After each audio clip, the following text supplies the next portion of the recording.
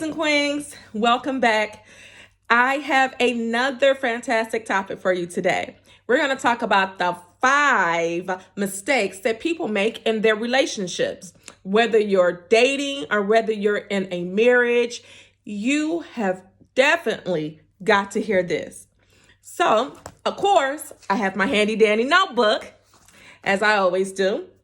And we're going to talk about the 5 different mistakes that people make in their relationships and why they don't last.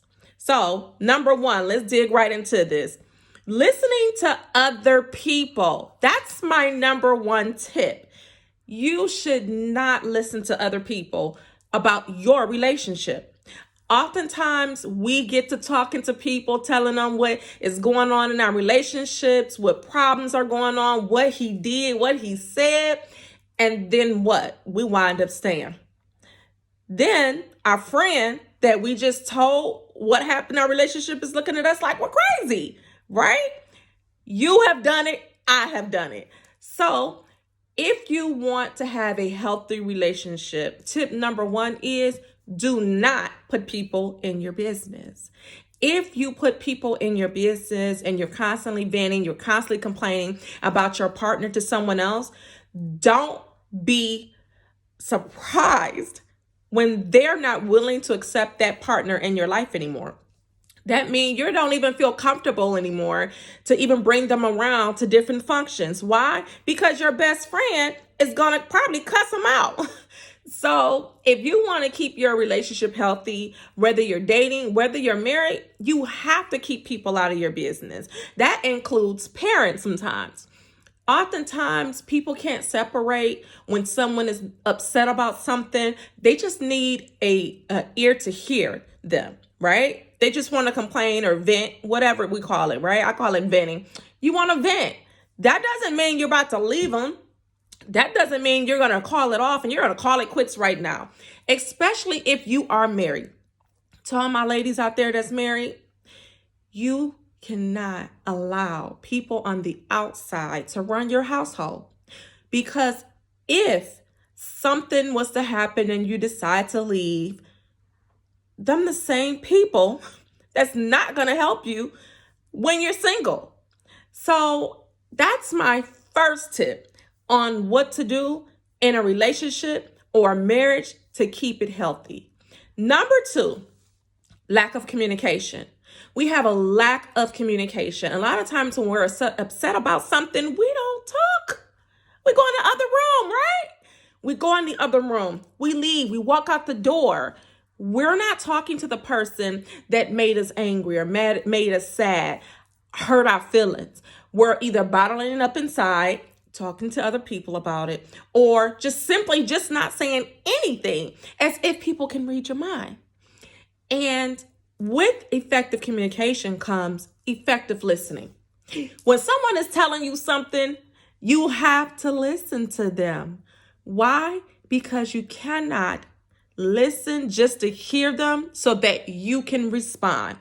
So do not listen just to respond, because you're waiting. When they done saying this, I'm going to say this. When he done saying that, I'm going to say this. And he better not say this because I got something to say afterwards. No, that's not healthy. You have to be able to have effective listening skills, meaning you're listening to understand, not to respond.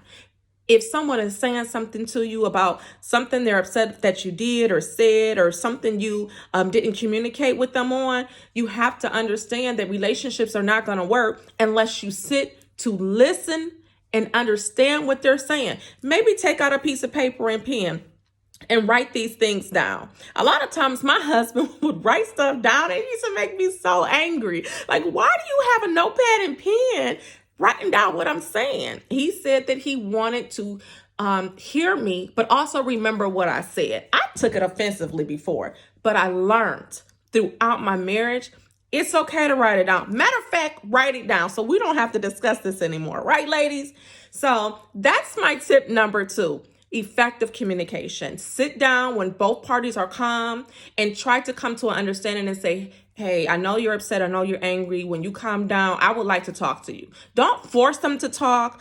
Don't back them up in a corner. Don't make them feel like they have to talk and sit there and listen when you want to talk. That may not turn out so good in the end. You may actually make the argument or the situation worse. So how about just letting them know you would like to talk, so that you're putting things in their hands and in their court to say, okay, I'm ready to talk. Let's talk about what happened. Tip number 3. This is a big one. Insecurities. Insecurities, ladies. So when we're in relationships, we're in marriages, a lot of time we bring baggage. We bring the hurt and pain that someone else caused us. So now we don't trust you. Now we're looking through your phone.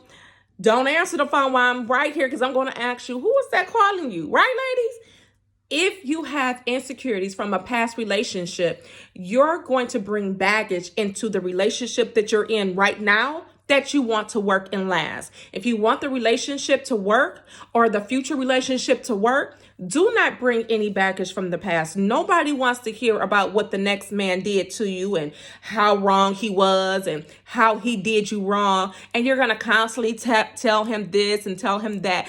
The men call it nagging. People that's married, we already know that.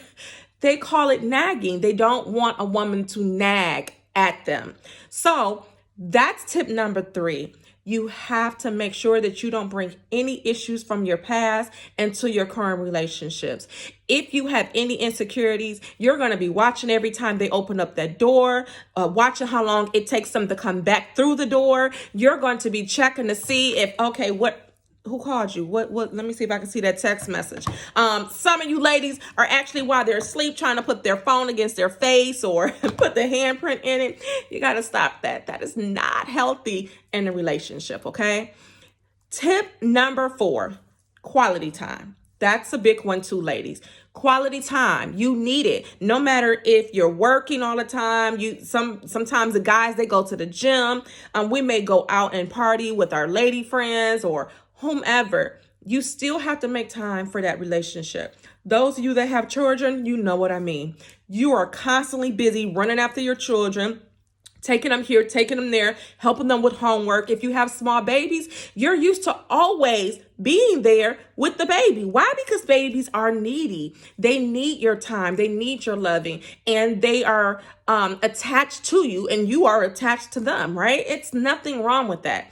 But you have to spend quality time with each other. 1, find a babysitter. If you cannot find a babysitter, I suggest that you do things that incorporate your child with you. So, for instance, if you have a young child, I know someone, they take their child to the show with them when they go out to see a show, and they put headphones in their ear. If it's a show that they don't think that they would want their child to watch, it may be too loud. So they put headphones in their ears. I didn't even know they had those now, where they had headphones just, for little babies. Next, if you want to make sure that you're spending quality time, ladies, set the atmosphere, set the mood. Make sure that you're doing what you can to make sure that you're involved even with what he likes. So if he likes football, maybe you don't like it, but sometimes just say, hey, isn't the game on? Let's who's playing? Show interest. We have to show interest with each other in order for our relationships to work. And it's kind of like a give and take. If you sit there doing maybe just an hour of football or basketball, then maybe you can say, hey, I really love to go skate, and he maybe don't like skating, but maybe he'll do it because he remember you sat there and said, remember, baby, I sat there when you were watching sports, and I just need you to do this for me, right? Because this is something I like to do. So find time to spend quality time together. I don't care what that quality time looks like for you, but just make sure that you're spending some type of quality time. Why? Because eventually people get bored. It's just the way the world is. If you're not spending quality time with that person, then who will, right? Okay. Tip number 5. Make sure that you have an interest and a hobby for yourself. Outside of spending time with your partner, you need to have quality time with yourself. Sometimes people can feel smothered. They can feel like people are always up under them. They can feel crowded. Have you ever heard of that, ladies? People like their space. Don't be upset when someone says they need their space. Allow them to go ahead and have their space. Allow them to be able to say, I feel comfortable with you walking out the door and doing something that you want to do. They may want to go bowling and you don't. Let them go. Bye-bye. See you. Make sure that you're doing something you want to do. Maybe you just want a night to chill. Maybe you want a spa day. Maybe you want to go out to dinner with a girlfriend or a coworker and you told her, hey, we're going to all meet up after work. You want to go meet up with us? It's something that allows you to miss someone. The more time that you spend apart, remember when you first started dating and you couldn't wait till that person came and seen you or called you and said, I'm on my way. You got to do that even when you're in that relationship. Keep the spark going. Keep the element of surprise going. Sometimes come home and say, hey, I got us 2 tickets to go to the show, or I got us tickets to go to a concert. I got tickets to go to a play, see the comedy, whatever it may be. Make sure that you keep the interest involved. Sitting around the house, doing absolutely nothing. Listen, ladies, that becomes tiresome. Boring. Keep it going. You have to keep it going. A lot of times work, if you're in school, if you have children, that becomes consuming. That becomes everything to you. And then you're just too tired to really talk, communicate, sit and cuddle and spend time with each other, right? So make sure that you have that in a habit. Put that down in your journal. Put it down in your calendar. Something that you want to write down and remember, hey, remember on this particular day, we said we were going to do A, B, C, D. And it's not always about going out. Play cards, play Uno, play a board game, sit and play video games. That's what he likes to do. I used to love playing Mortal Kombat. So anytime somebody say, let's play Mortal Kombat, I'm down because I love that game. So that's a couple of tips that I wanted you to hear and know that you have to know each other's love interests, okay? How do they love? You have to know these things. They have apps that you can download now called Love Language. Ladies, you should get that. It holds your partner accountable and it holds you accountable. You both download that app on your phone and you'll know whatever love language your partner has. You can adapt yourself to make sure that you're reminding yourself to speak to their love language. If they like constant words of affection, then you speak your constant words of affection to them. Hey, that looks really nice on you. Oh, I love that cologne. What's that? That's something new? Oh, that smells so good, right? We all love compliments. So whatever that person's love language is, just keep that in mind, okay? So I hope that the 5 tips helped you in your relationship or your future relationship, ladies. So I am Adrienne. Fly Free. Remember to like and subscribe. If you like this video, I have more videos to come, and I will see you kings and queens next time. Bye.